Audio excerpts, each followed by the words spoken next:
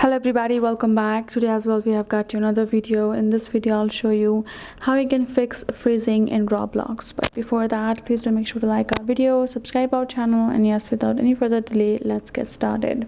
So let's say you are on your Roblox, you're playing some game or using it in general, and suddenly it starts freezing, or you cannot swipe left or right or can do anything on the app itself.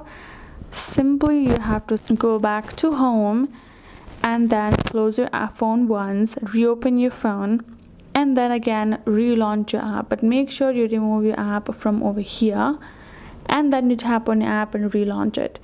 Relaunching will simply solve that issue, because sometimes it can happen because your cell phone is simply lagging. Other than that, you can check your internet connection. If your internet connection is not good, that can also cause the issue. Go ahead, check that up. And the next thing you can do is check the update of your app as well. If it's not updated, tap on update and update your app. That will simply remove all of the unnecessary errors and lagging from your app itself, and you're good to go. The freezing will be removed, and that is it. So hope this video helped.